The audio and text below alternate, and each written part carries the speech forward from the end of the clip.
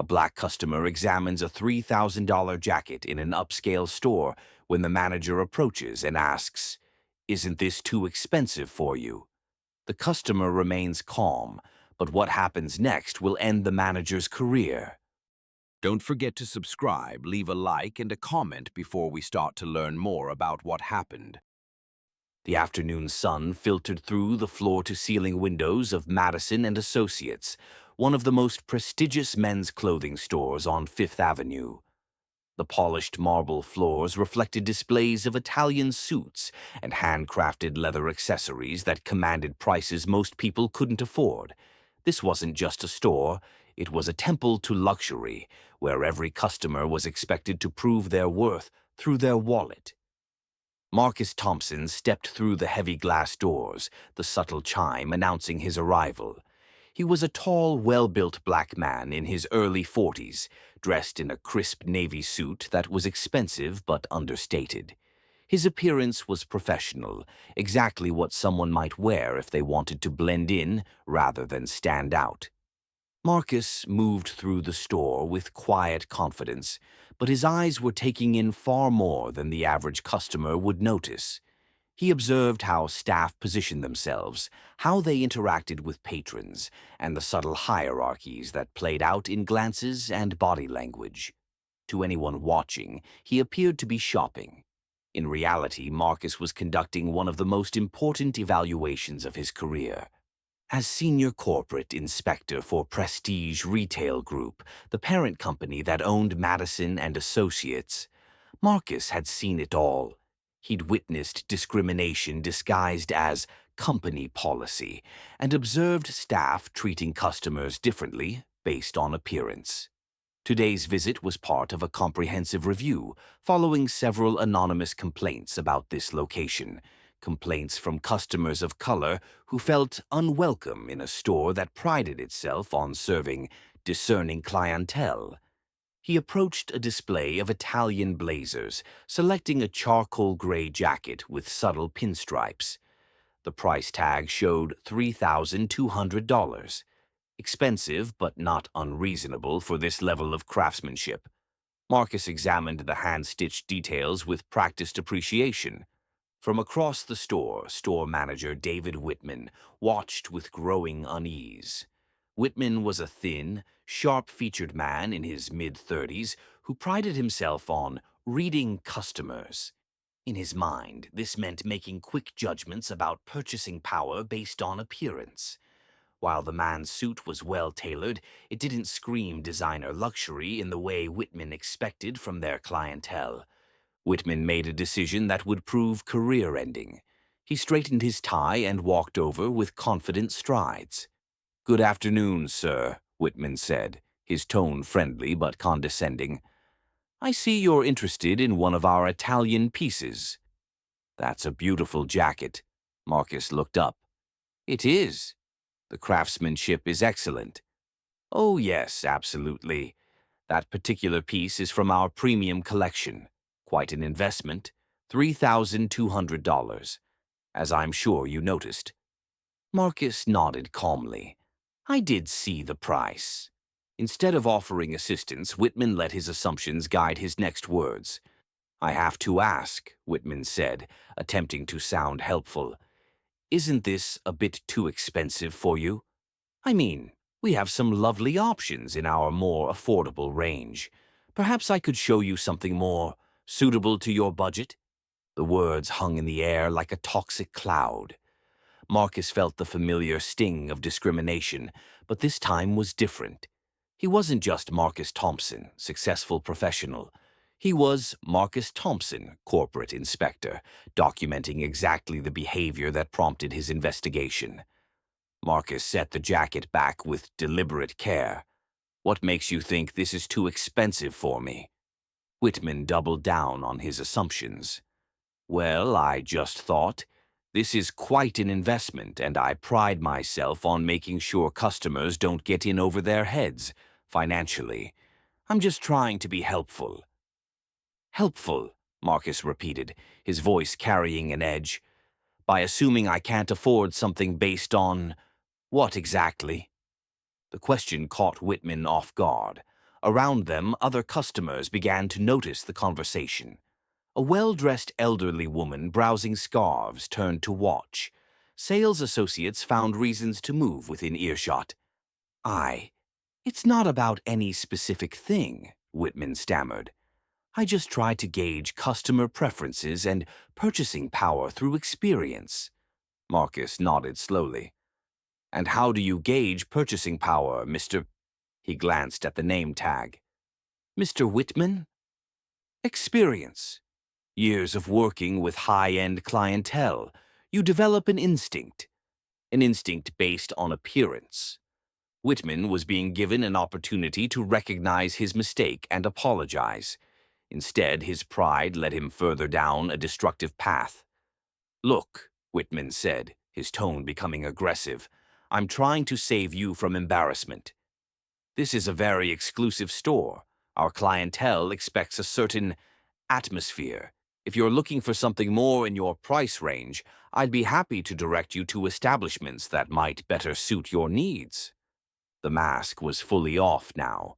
What had begun as condescending helpfulness had revealed itself as racial profiling disguised as customer service.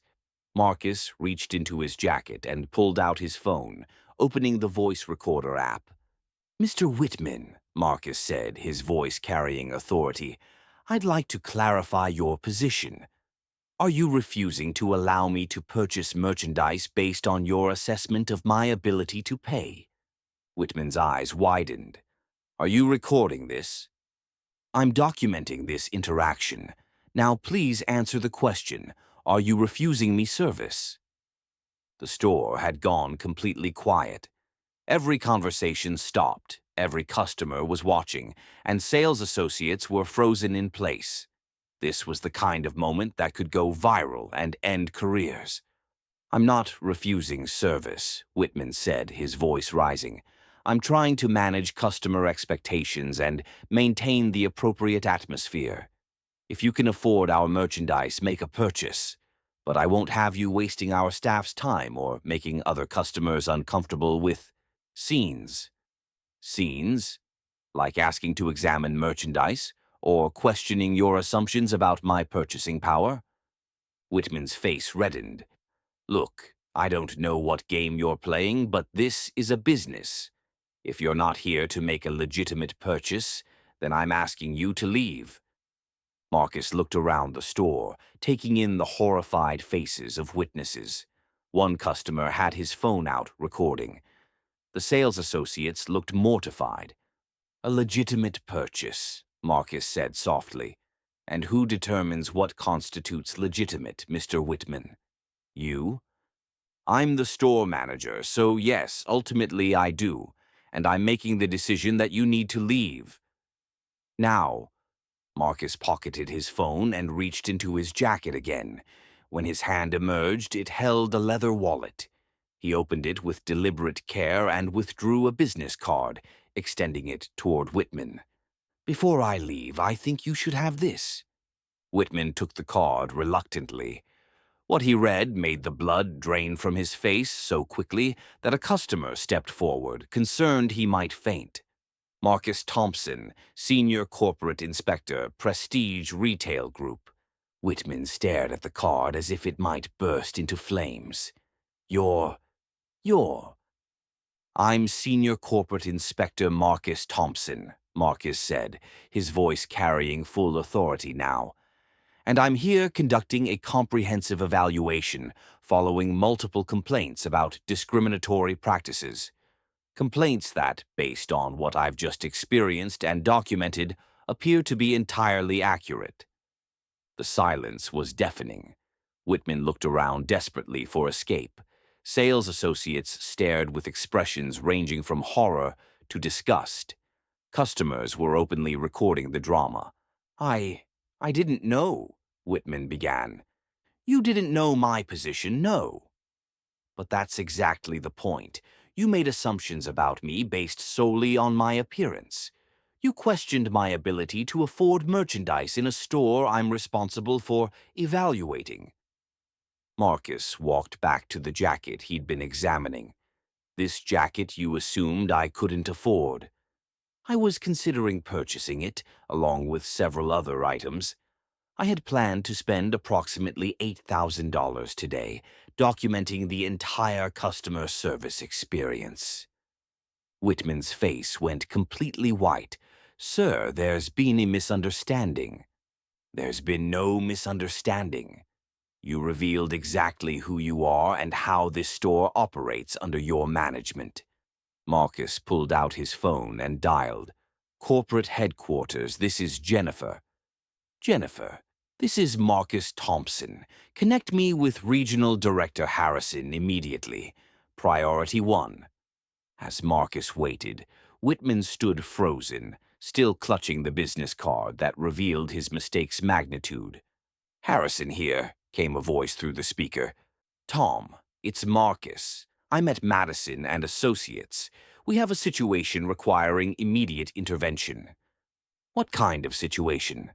Marcus looked directly at Whitman. The kind requiring complete management change and store-wide retraining. I've been subjected to blatant racial profiling by the store manager, who then attempted to have me removed when I questioned his behavior. You're certain? I have the entire interaction recorded, Tom. Multiple witnesses with their own recordings. This is exactly the discrimination that prompted the investigation. Understood. I'm sending a team immediately. You have full authority for immediate action. Marcus ended the call and looked at Whitman, who appeared to be in shock. Mr. Whitman, you're suspended immediately pending full investigation. Please collect your belongings and leave the premises. But you what? Didn't mean it? We're doing your job? Marcus's voice carried years of frustration. Mr. Whitman, you've violated at least 6 corporate policies regarding customer service and discrimination. You've created a hostile environment based on race. You've damaged this store's reputation, and you've done it all while being recorded. A sales associate, Sarah Martinez, stepped forward. Mr. Thompson, sir, I want you to know that not all of us. This isn't how we all... Marcus turned with a gentler expression. Sarah, this investigation isn't about sales staff. Based on what I've observed, the problem appears to be management, not floor employees. You'll have opportunities to provide input on necessary changes. Sarah nodded with visible relief, as did her colleagues. Marcus addressed the store. I apologize for the disruption to your shopping experience. What you've witnessed doesn't represent the standards Prestige Retail Group expects from its locations. We'll be taking immediate action to ensure all customers receive the respect they deserve. He turned back to Whitman. Mr. Whitman, collect your belongings and leave. Don't make this more difficult. Whitman finally seemed to snap back to reality. This will ruin me, he whispered. Marcus studied him. Mr. Whitman, you ruined yourself. I didn't make you question my ability to afford merchandise based on race. I didn't make you suggest I didn't belong here. You made those choices. Now you live with the consequences. Whitman walked toward the back office, shoulders slumped in defeat. Sales associates parted to let him pass, expressions ranging from sympathy to disgust. As Whitman disappeared, Marcus turned back to the jacket he'd been examining. He held it up again, checking size and construction with the same careful attention as before. Sarah approached hesitantly. Sir, can I help you with anything? Marcus smiled genuinely for the first time since entering. Actually, yes, I'd like to try this jacket on, and I'm interested in navy suits, size 42 long. Of course, sir. Right this way. As Sarah led him toward fitting rooms, 3 people in corporate attire entered the store. Patricia Harrison, regional director, approached immediately. Mr. Thompson, I came as soon as I got your call. Marcus shook her hand. Patricia, good to see you, though I wish it were under better circumstances. What's the status? Store manager suspended and removed. Sales staff appears professional. The problem was clearly management level. I'd recommend thorough review of hiring and training procedures. Patricia nodded. Already in motion. We should have acted on previous complaints sooner. Marcus turned to Sarah, who was watching nervously. Sarah, this suit fits perfectly. I'll take it, along with the jacket I was looking at initially. As he paid for his purchases, leaving Sarah a substantial commission, several customers approached him. The elderly woman who'd been browsing scarves spoke first. Young man, what happened here was absolutely disgraceful. I've been shopping at stores like this for 60 years, and I've never seen such appalling behavior from management. Marcus smiled. Thank you for saying that, ma'am. Your support means a great deal. One of the young professionals stepped forward. I recorded the whole thing. If you need it for evidence, I'll gladly provide it. I appreciate that. The corporate team will likely want to collect all available recordings. As Marcus prepared to leave, he reflected on the day's events. What should have been routine investigation had become dramatic confrontation with far-reaching consequences. Whitman's career was over. The store would undergo significant leadership changes. Videos would probably go viral, creating public relations challenges. But there were positive outcomes, too. Sales staff would receive better training. Other managers would think twice about letting biases influence customer interactions. Future customers of all backgrounds would more likely receive respectful treatment. Walking into Fifth Avenue's afternoon sunlight, Marcus pulled out his phone to begin dictating his report. Hours of documentation lay ahead, but for now he was satisfied that justice had been served and real change would follow. His phone buzzed with a text from his wife. How did the inspection go?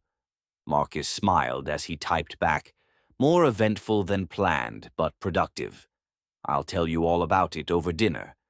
Some battles are fought in courtrooms, some in boardrooms, and some in retail store aisles.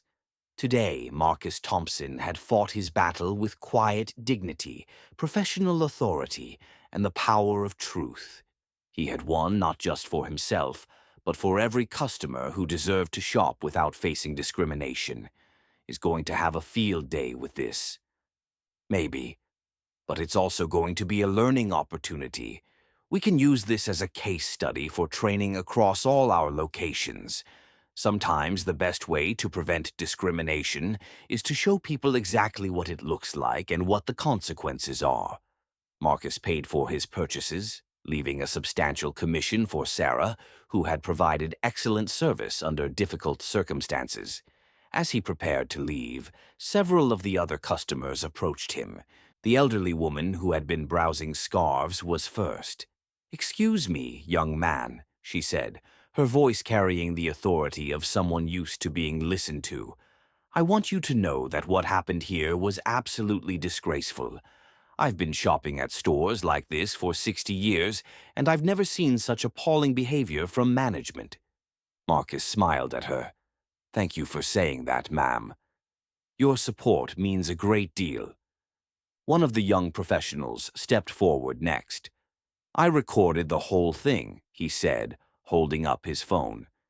"If you need it for evidence or anything, I'll gladly provide it." "I appreciate that," Marcus replied. "The corporate team will likely want to collect all available recordings as part of their investigation."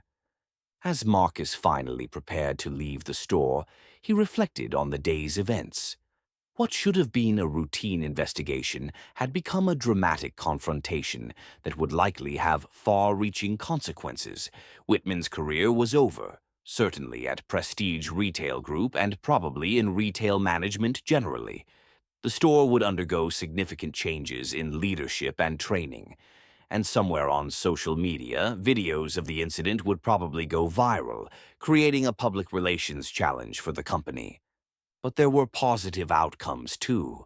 The sales staff would receive better training and clearer guidelines about customer service.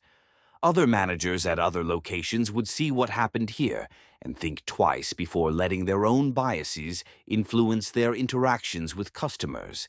And perhaps most importantly, future customers of all backgrounds would be more likely to receive the respectful treatment they deserved.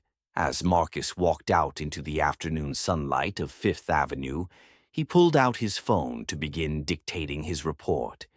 There would be hours of documentation ahead, interviews with staff and witnesses, and meetings with corporate leadership about policy changes.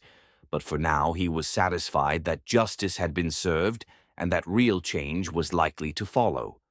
His phone buzzed with a text message from his wife. How did the inspection go? Marcus smiled as he typed back, "More eventful than planned, but productive. I'll tell you all about it over dinner." Some battles are fought in courtrooms, some in boardrooms, and some in the aisles of retail stores. Today, Marcus Thompson had fought his battle with quiet dignity, professional authority, and the power of truth. He had won not just for himself, but for every customer who deserved to shop without facing discrimination.